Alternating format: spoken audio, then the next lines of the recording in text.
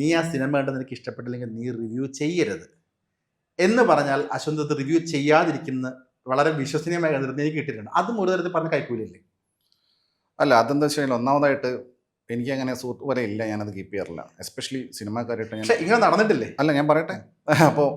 അപ്പം ഇങ്ങനെ സുഹൃത്ത് ഫലം കീപ്പ് ചെയ്യാത്തതുകൊണ്ട് തന്നെ അങ്ങനെ ഞാൻ അപ്രോച്ചബിൾ അല്ല, ഞാൻ അവൈലബിൾ അല്ല, ഞാൻ ഫോൺ എടുക്കാറില്ല, മെസ്സേജിന് റിപ്ലൈ കൊടുക്കാറില്ല.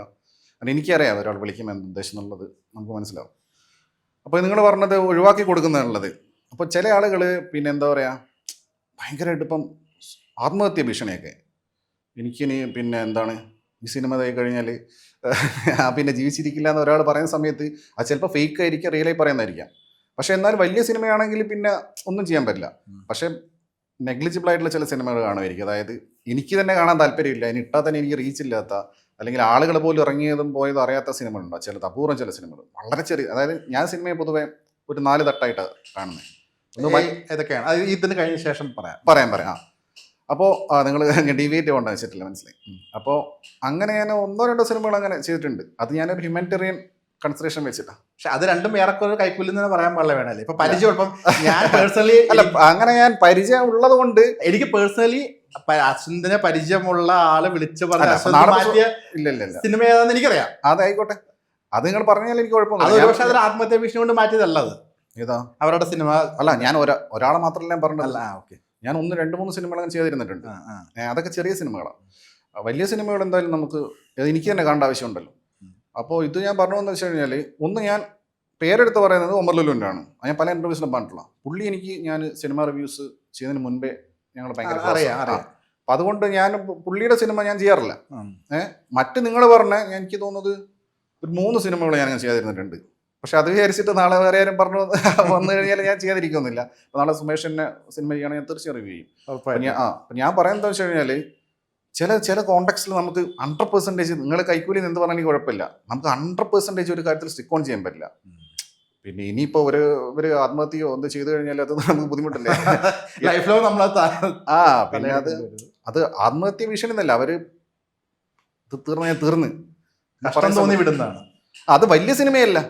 50 കോടി 100 കോടി ഒരാൾ മുടക്കിയിട്ട് ഇത് അയാളോട് ആര് പറഞ്ഞിട്ട് ഇത്രയും മുടക്കാൻ നമുക്ക് ചെറിയ ഇത് ഒരുപാട് സിനിമകൾ ചെയ്യാൻ നഷ്ടം പറ്റി. ഇനി ഇതിൽ നിന്ന് എന്തെങ്കിലും കിട്ടിയാൽ ഞാൻ രക്ഷപ്പെടും എന്നുള്ള പറയുന്ന സമയത്ത് ചെയ്യുന്നത്. പക്ഷെ എനിക്ക് തോന്നുന്നത് ഞാൻ 3 സിനിമയാണ് അങ്ങനെ ചെയ്യാതിരുന്നിട്ടുള്ളൂ. സിനിമയുടെ പേര് ഞാൻ വെളിപ്പെടുത്തുന്നില്ല.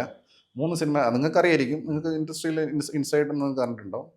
കറക്റ്റായിട്ട് 3 സിനിമ ആ 3 സിനിമയിൽ 2 സിനിമ ഒരു ഡയറക്ടർ സിനിമയാണ്.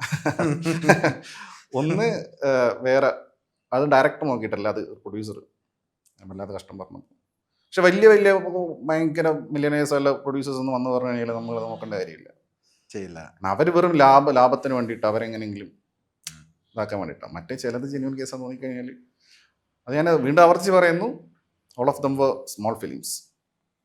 അതായത് ഒഴിവാക്കിയാലും അവർക്കും പ്രശ്നമില്ല, എനിക്കും പ്രശ്നമില്ല, നാട്ടുകാർക്കും പ്രശ്നമില്ലാണ്. അല്ലെങ്കിൽ ആ സിനിമ ആരും കാണാൻ പോകുന്നില്ല, OTT പോലും എടുക്കൂല. ഛേദമില്ലാത്ത ഉപകാരം എന്ന് പറഞ്ഞാൽ എനിക്കൊന്ന് അശ്വന്ത് റിവ്യൂ ചെയ്തപ്പം ആളുകൾ അറിഞ്ഞ സിനിമകൾ ഒരുപാടുണ്ട്.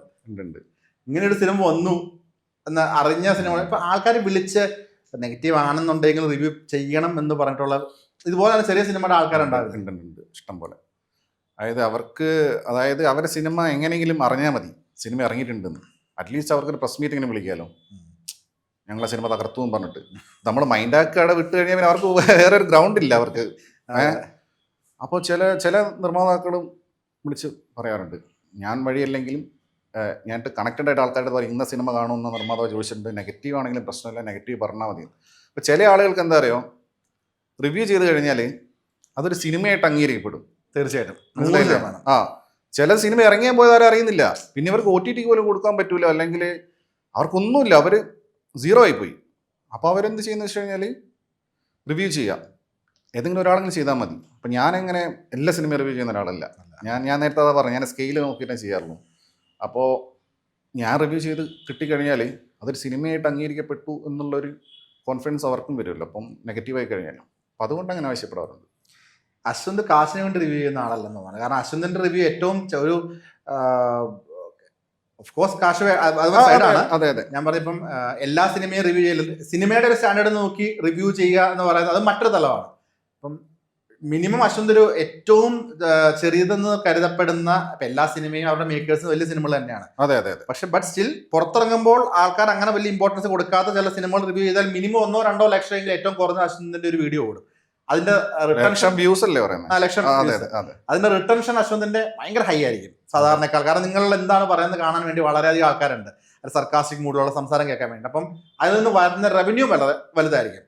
റവന്യൂവിന് വേണ്ടി മാത്രമാണെന്നുണ്ടെങ്കിൽ എല്ലാ സിനിമകളും റിവ്യൂ ചെയ്താൽ മതിയായിരുന്നു. പൈസ സെക്കൻഡറി ആയിട്ട് കാണുന്ന വ്യക്തിയാണ്. സെക്കൻഡറി കാരണം ലോങ് റണ്ണിൽ അത് ബാധിക്കും. അത് ആൾക്കാർ നിങ്ങൾ പറഞ്ഞാൽ തന്നെ അതിനുള്ള ഉത്തരമുണ്ട്. ആൾക്കാർക്ക് ഒരു ക്യൂരിയോസിറ്റി വരാൻ കാരണം എന്താ വെച്ച് കഴിഞ്ഞാൽ ഞാൻ ചെയ്യുന്നതിനകത്ത് സംതിങ് ഉണ്ട്, യുണീക്ക് ഉണ്ട് എന്നുള്ളതുകൊണ്ടാണ്. ഞാൻ ചവറ് പോലെ $50 $100 വേണ്ടിയിട്ട് പിന്നെ ചെയ്തുകൊണ്ടിരുന്നു കഴിഞ്ഞാൽ ഗ്രാജുവലി ആൾക്കാരുടെ ക്യൂരിയോസിറ്റി നഷ്ടപ്പെടുകയും പിന്നെ എനിക്ക് തന്നെ ഇതൊന്നും ഭയങ്കര പാടല്ലേ. നിങ്ങൾക്കറിയാലോ, രാവിലെ നമ്മൾ എഴുന്നേറ്റ് ആൾക്കാർ പറയുന്ന ഒരു പണിയില്ലാന്ന്, പക്ഷെ എന്താ പറഞ്ഞാലേ നമ്മൾ എഴുന്നേറ്റ് എവിടെ നിന്ന് എഫേർട്ട് എവിടെ തലേദിവസം തുടങ്ങുന്ന എഫേർട്ട്, തലേദിവസം നേരത്തെ ഉറങ്ങണം, അടിച്ച് ഓഫായി കഴിഞ്ഞാൽ പോയി. തലേന്ന് നേരത്തെ ഉറങ്ങണം, അവിടെ നിന്ന് ഉറങ്ങുന്ന എഫേർട്ട്. അപ്പൊ ഉറങ്ങുന്ന ഒരു എഫേർട്ട് ആണോ അവിടെ ചോദിക്കൂ. സ്ഥിരമായിട്ട് ലേറ്റ് ആയിട്ട് ഉറങ്ങുന്ന ആൾക്ക് നേരത്തെ ഉറങ്ങുന്ന ഒരു എഫേർട്ട്. തീർച്ചയായിട്ടും എനിക്കത് മനസ്സിലായി. അത് കഴിഞ്ഞ് പിന്നെ രാവിലെ എഴുന്നേറ്റ് കുളിച്ച് ഡ്രസ്സപ്പ് ചെയ്ത് നമ്മളവിടെ എത്തി. വണ്ടി പാർക്ക് ചെയ്യാൻ തന്നെ ബുദ്ധിമുട്ടാണ്. കാരണം ഇവർ ഭയങ്കര ശല്യമാണ് വണ്ടി പാർക്ക് ചെയ്യാൻ പറയുന്ന ആൾക്കാർ. എല്ലാ തിയേറ്റേഴ്സിലും ഇല്ലേ, കൺജസ്റ്റഡ് ആയുള്ള തിയേറ്റേഴ്സിൽ. പിന്നെ അവിടെ പോയി ഇത് കണ്ടു തീർക്കണ്ടേ. ചില സിനിമകളൊന്നും കണ്ടു തീർക്കാനാവില്ല, ഇൻ്റർവെൽ ആകുമ്പോഴത്തേക്കിനെ ക്ഷീണിക്കും. പിന്നെ നമ്മൾ ഒരു കോഫിയെ കുടിച്ച് വീണ്ടും ഓണായി ഇരുന്ന് ഇത് കണ്ടു കഴിയുമ്പോഴത്തേക്കിന് എക്സോസ്റ്റഡ് ആയി പോകും. പിന്നെ ഇതിനെ കുറിച്ച് പറയണ്ടേ, പിന്നെ എഡിറ്റ് ചെയ്ത് അത് അപ്പോഴത്തേക്ക് നമ്മുടെ ഒരു പകുതി ദിവസം കഴിഞ്ഞ്. ഇനി 2 സിനിമയുള്ള ദിവസമാണെങ്കിൽ പിന്നെ ഇത് പറഞ്ഞ് ഇതിൻ്റെ മോഡ് ഓഫിൽ വേണം അടുത്ത സിനിമ കാണാൻ പോകും. അപ്പം നമ്മൾ വീണ്ടും ഒന്ന് റിഫ്രഷ് ചെയ്തിട്ട് വേണം പോകാൻ. അപ്പം ഒരു സിനിമ കാണുക ഭയങ്കര മെനക്കെട. ഏറ്റവും ഈസി എന്താ അറിയോ, സിനിമ കാണാതെ ചെയ്യുന്ന കോണ്ടന്റാണ്. ഇപ്പം എനിക്കറിയാം പല ആൾക്കാർ സിനിമ കാണുന്നത് കുറച്ചിട്ട് ഇപ്പം സിനിമേതര കോണ്ടന്റ്സ് അല്ലെങ്കിൽ സിനിമ റിലേറ്റഡ്, അതാകുമ്പോൾ നമുക്ക് ഈ ഒരു ലോങ് പ്രോസസ് ഇല്ല. നമുക്ക് ഇരുന്നൊരു വിഷയം പഠിച്ച് പ്രസന്റ് ചെയ്താൽ. പക്ഷെ എല്ലാത്തിനും റിസ്ക് ഉണ്ടേ, എല്ലാത്തിനും എൻ്റെ റിസ്ക്കും എഫേർട്സും ഉണ്ട്. ഞാൻ പറഞ്ഞു, പക്ഷേ ഇതൊരു ഫിസിക്കൽ എഫേർട്ട് കൂടുതലാണ്. അത് വല്ലപ്പോഴും സിനിമ കാണുന്ന ആൾക്കാർ ഫീൽ ചെയ്യില്ല. കാരണം സാധാരണ ആളുകൾ സിനിമ കാണാൻ പോകുമ്പോഴാണ് ഒരു വീക്കെൻഡിൽ ജോലിയുടെ ടെൻഷനൊക്കെ ഒന്ന് കുറയ്ക്കാൻ. അപ്പോൾ അവർക്ക് ഈ തിയേറ്ററിനകത്ത് കാരണം കിട്ടുന്ന ഒരു AC ക്കകത്ത് കയറുന്ന നല്ല സ്മെല്ല്, നല്ല ഫ്രഷ് ആയിട്ടുള്ള സ്പേസ്, ആ കോംഫി സോണിൽ ഇരിക്കുമ്പം തന്നെ അവർക്ക് പിന്നെ ഏത് സിനിമയിലും കൂടുതൽ പെട്ടെന്ന് എൻജോയ് ചെയ്യാനും പറ്റും. മാത്രമല്ല അവർക്ക് ആ ഒരു സുഖം കിട്ടും. 2 മണിക്കൂർ സ്പെൻഡ് ചെയ്യുക. ഇത് ഡെയിലി ഇത് 2-3 തവണ നമ്മൾ ഈ സ്ഥലത്ത് പോകുമ്പോഴേ, ആഴ്ചക്ക് 3-4 ദിവസം തിയേറ്റർ പോകുമ്പോഴേ, അത് സ്ഥിരം ഒരേ തിയേറ്റേഴ്സിൽ തന്നെ പോകുന്നത്. അപ്പോൾ ആ ഒരു വ്യത്യാസമുണ്ട്. അപ്പം അതുകൊണ്ട് ഞാൻ പൈസയുടെ മാത്രമല്ല നോക്കുന്നത്. പിന്നെ ഓഫ് കോഴ്സ് ക്വാണ്ടിറ്റിയൊക്കെ ഉള്ള അധികം കൂടുതൽ ക്വാണ്ടിറ്റിയാണ് നോക്കുന്നത്. ക്വാണ്ടിറ്റിയൊക്കെ കൂടുതൽ ക്വാളിറ്റിയാണ്. ഈ ഒരു സിനിമ കണ്ടുവന്നു, ഞാൻ പലപ്പോഴും കണ്ടിട്ടുണ്ട് രാത്രി 11 റിവ്യൂ അപ്പ് ചെയ്തിട്ടുണ്ട്.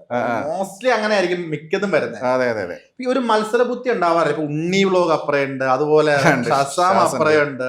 എനിക്ക് ആദ്യം കുറച്ചുകൂടി വ്യൂയിലേക്ക് എത്തും, അങ്ങനെ ഒരു തോന്നല്ല. അല്ല, ഞാൻ എപ്പോൾ ഇട്ടാലും എൻ്റെ ഒരു ഓഡിയൻസ് അവിടെ ഉണ്ട്, അവർ വന്നോളും. അശ്വന്തിന്റെ റിവ്യൂവിന് വേണ്ടി വെയിറ്റ് ചെയ്യുന്നത് ആ ഒരു കോൺഫിഡൻസ് ആണ് രാത്രി 12 റിവ്യൂ 100% കോൺഫിഡൻസ് ഉണ്ട്. കാരണം അത് അതേപോലെ ശരിയാണെന്നുള്ളതാണ്. അല്ല, അതെന്താ അറിയോ, ഞാൻ മനസ്സിലാക്കിയെടുത്തോളം എൻ്റെ റിവ്യൂ, ഇപ്പോൾ ഉണ്ണിയുടെ റിവ്യൂ കണ്ടാലും എൻ്റെ റിവ്യൂ കാണും, ഷാസിൻ്റെ കണ്ടാലും എൻ്റെ കാണും, സീക്രട്ടിൻ്റെ കണ്ടാലും എൻ്റെ കാണും, എബിൻ്റെ കണ്ടാലും എൻ്റെ കാണും. അപ്പോൾ സ്വാഭാവികമായിട്ടും എനിക്ക് കിട്ടുന്ന റീച്ച് എനിക്ക് കിട്ടും. ഇനി വൈസ് വേഴ്സ പറയുകയാണെങ്കിൽ ചിലപ്പം ഞാൻ വളരെ നേരത്തെ ഇടുകയാണെങ്കിൽ ചിലപ്പം ഷാസിനെ എന്തായാലും ബാധിക്കൂല. കാരണം ഷാസിന് ഇതുപോലെ കൾട്ട് ഓഡിയൻസ് ഉണ്ട്. ഉണ്ണിയായാലും തിരുവനന്തപുരം അങ്ങനെ ചെറിയ, ഉണ്ണി ചെറുതല്ല ഞാൻ പറഞ്ഞ, തിരുവനന്തപുരമൊക്കെ ഇങ്ങനെ അവർക്ക് ഓഡിയൻസ് വരുന്നത് ഇതിന്റെ റിസൾട്ട് അറിയാൻ വേണ്ടിയിട്ടാണ്. അപ്പൊ പിന്നെ ഞാൻ ഇട്ട് കഴിഞ്ഞിട്ട് ഓൾറെഡി ഒരു തീരുമാനമായ പോലെ അവർക്ക് ഫീൽ ചെയ്ത് കഴിഞ്ഞാൽ പിന്നെ ആൾക്കാരെ അങ്ങനെ ആദ്യം കാണൂല.